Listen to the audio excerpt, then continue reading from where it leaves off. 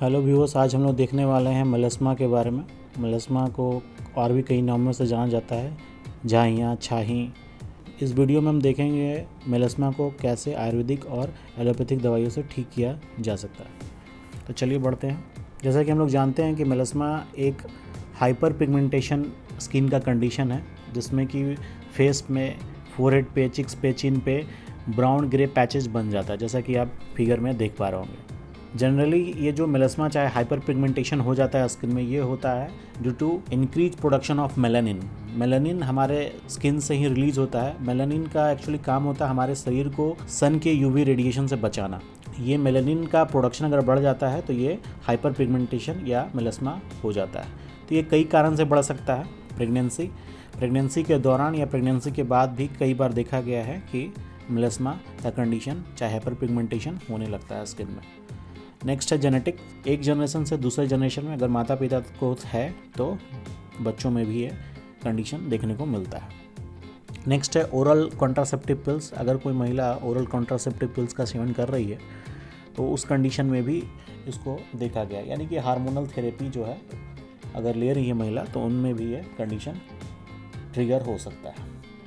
Next है stress, तनाव में से ग्रसित है, मेंटल स्ट्रेस है तो उस कंडीशन में भी मेलास्मा ट्रिगर होता है। नेक्स्ट है एक्सेस सन एक्सपोजर। अगर ऐसा कंडीशन में रह रहे हैं, चाहे ऐसा आपका वर्क कंडीशन है कि जहाँ पर आपको सूरज की रोशनी में ज़्यादातर रहना पड़ता है तो उस कंडीशन में भी एक्सेस सन एक्सपोजर के कारण भी आपका हाइपर पिगमेंटेशन या मेलास्मा देखने को मिलता है। नेक्स्ट है थायराइड बढ़ा हुआ है तो उस कंडीशन में भी मेलास्मा का कंडीशन देखने को मिलता है। मेडिसिन में अगर देखें तो आयुर्वेदिक में सबसे पहले है महाजिस्थाडी काढ़ा या क्वैत। 1 से 2 चम्मच को ग्लास में लेकर के उसमें पानी मिला दिया जाना चाहिए, उसको डाइल्यूट कर देना चाहिए वाटर के साथ, और उसको फिर दिन में 2 बार लिया जा सकता है। महाजिस्थाडी काढ़ा जो है वो कई ब्रांड के द्वारा, कई कंपनियों के द्वारा बनाया जाता है, जैसे कि बैद्यनाथ हो गया, पतंजलि हो गया, डाबर हो गया। तो जो भी आपकी सुविधा अनुसार जो आपको पास मिल सके, जिस पे आपको ज़्यादा भरोसा हो, उसको आप ले सकते हैं। कुमकुमादी फेस ऑयल, तो कुमकुमादी फेस ऑयल भी कई कंपनी द्वारा बनाया जाता है, जैसे कि खादी का यहाँ पर मैंने पिक्चर लगाया।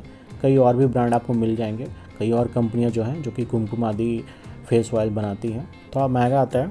इसको यूज कैसे करना है, जो भी इफेक्टेड एरिया है जहाँ पे छाही है उस पर 1 या 2 ड्रॉप वहाँ पे आपको लगाना है चेहरे पे जहाँ पे आपका छाही है, और उसको मसाज करना है अपने फिंगर टिप से करना, जब तक वो पूर्ण रूप से वहाँ पे सूख ना जाए। ये एक अच्छा आयुर्वेदिक कॉम्बिनेशन है, महाजिस्थाडी काढ़ा और कुमकुमादी ऑयल। नेक्स्ट है एलोपैथिक में हाइड्रोक्विनोन आपका सबसे मेन मॉलिक्यूल है, साल्ट है, जो कि मेलास्मा या छाही को ट्रीट करने में यूज होता है। एक्चुअली हाइड्रोक्विनोन जो है आपका स्किन लाइटनिंग क्रीम होता है। इसका यूज आप कर सकते हैं दिन में 2 बार BID।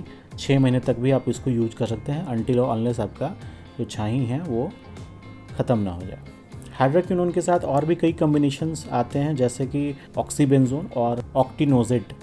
जो भी यूवी रेडिएशन सन के साथ आ रहा है उससे आपको प्रोटेक्शन प्रोवाइड करेगा। और तो इसका जो मैंने अभी पिक्चर जो लगाया उसमें मेलालाइट है, जो कि प्लेन हाइड्रोक्विनोन क्रीम के साथ उपलब्ध होता है। जनरली 4% इसको यूज किया जाता है। ये भी ध्यान रखें कि हाइड्रोक्विनोन अगर आप यूज कर रहे हैं प्लेन भी अगर, तो सनस्क्रीन ज़रूर यूज करें, तो थोड़ा सा एक्स्ट्रा प्रोटेक्शन आपको मिलता है। दूसरा जो हो गया एवॉर्ड के द्वारा ही मेलालाइट 15 है, जिसमें कि मैंने अभी बताया था कि ऑक्सीबेंजोन और ऑक्टिनोजेट आपका एडिशनल कंपोनेंट होता है जो कि हाइड्रोक्विनोन के साथ मिलाया रहता है। और भी कई ब्रांड हैं उपलब्ध हैं, मैंने बस यहाँ एबॉट का मेलालाइट और मेलालाइट 15 लगाया। और भी कई मॉलिक्यूल्स आपको मार्केट में मिल जाएंगे जो कि सेम कंपोनेंट के साथ उपलब्ध होते हैं। नेक्स्ट है कॉम्बिनेशन अगर देखें तो स्किन लाइट इवर नैनोजेल है आपका, जिसमें कि आपका हाइड्रोक्विनोन के साथ टर्टिनोइन और एलेंटोइन मौजूद रहता है। टर्टिनोइन आपका विटामिन ए का ही एक दूसरा फॉर्म है, विटामिन ए, जो कि स्किन के लिए, हेयर के लिए बहुत अच्छा विटामिन माना गया है। उसी का ये दूसरा फॉर्म होता है टर्टिनोइन, जो आपके स्किन को रिन्यू करता है, उसका ग्लो बढ़ाता है। किसी प्रकार एज के अनुसार अगर उसमें किसी प्रकार का खामी आएगा तो उसको भी ये ठीक करने का काम करता है। एलेंटोइन जो इसमें मौजूद होता है वो आपका स्किन प्रोटेक्टर जैसा काम करता है, स्किन को मॉइस्ट रखता है। और एक कॉम्बिनेशन की अगर बात करें हाइड्रोक्विनोन के साथ तो आता है आपका HS लाइट में। और भी कई ब्रांड आपको मिल जाएंगे इसमें। और इसमें जो कॉम्बिनेशन होता है हाइड्रोक्विनोन के साथ उसका होता है टर्टिनोइन। हाइड्रोक्विनोन और टर्टिनोइन ऑलरेडी देख चुके हैं। जो एक नया कॉम्बिनेशन यहाँ पे वो है मोमेटासोन। अब मोमेटासोन क्या होता है? मोमेटासोन एक एस्टेरॉयड होता है जो कि छाई के ट्रीटमेंट में भी इस्तेमाल किया जाता है। ये जो एस्टेरॉयड होता है जो आपको टॉपिकली जो लगाते हैं, स्किन पे जो लगाते हैं, वो आपको किसी प्रकार का अगर इन्फ्लेमेशन है स्किन पे उसको ठीक करता है, रेडनेस को बढ़ाता है। लेकिन जो भी एस्टेरॉयडल क्रीम्स है उसको 2 वीक से ज़्यादा नहीं लगाना चाहिए स्किन पे। अगर उसको आप कंटिन्यू रखते हैं 2 सप्ताह से ज़्यादा अगर कंटिन्यू रखते हैं तो मे बी आपका जो स्किन है वो सेंसिटिव होता जाएगा, स्किन का जो रेडनेस है वो बढ़ता चला जाएगा, आपका जो स्किन है वो थिन होता चला जाएगा, और भी कई प्रकार के कॉम्प्लिकेशंस आ सकते हैं। तो इसी के लिए कोई भी एस्टेरॉयडल क्रीम 2 सप्ताह से ज़्यादा आपको नहीं लगाना चाहिए। मोमेटासोन के अलावा फ्लूसिनोलोन एक एस्टेरॉयड है, उसके अलावा हाइड्रोकॉर्टिसोन ये भी एक एस्टेरॉयड है जो कि फ्रीक्वेंटली यूज होता है कोई भी स्किन कंडीशन को ट्रीट करने के लिए। हाइड्रोक्विनोन और उसके कॉम्बिनेशन से जो भी ट्रीटमेंट हो सकता था वो हम लोग ने देख लिया। जो कोजेविट है और 2 एजीडर्म क्रीम्स जो आप स्क्रीन पे देख रहे हैं वो एक्चुअली जो उसमें जो मेन कंपोनेंट है वो होता है कोजिक एसिड और एजेलिक एसिड। दोनों ही स्किन लाइटनिंग क्रीम है, बहुत ही अच्छा काम करता है। जो कोजिक एसिड है और जो एजेलिक एसिड है वो इवन प्रेगनेंसी के दौरान भी यूज किया जा सकता है, यानी सेफ़ है।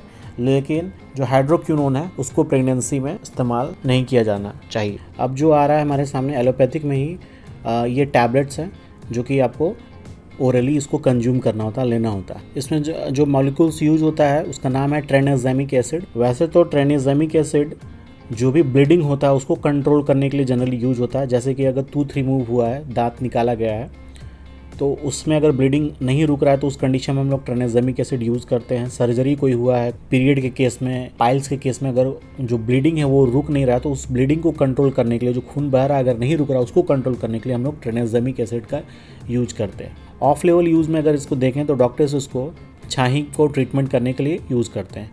कई प्रकार के साइंटिफिक स्टडीज़ आपको मिल जाएंगे, आर्टिकल्स मिल जाएंगे जिन्होंने प्रूव किया है कि tranexamic acid play an important role in order to treat melasma. तो इसको यूज किया जाता है, बहुत डॉक्टर इसको यूज कर रहे हैं ट्रेनेज़ेमिक एसिड को। इसका जो डोज लिया जाता है जनरली ये होता है 250 mg BID और TID, यानी दिन में 2 बार या 3 बार 2 से 3 महीने तक के लिए इसको लिया जा सकता है ट्रेनेज़ेमिक एसिड।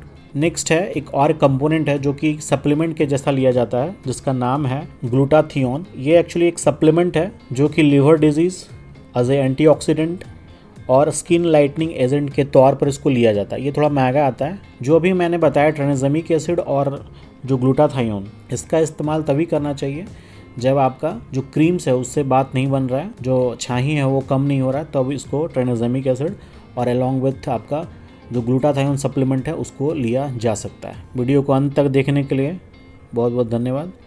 Thank you.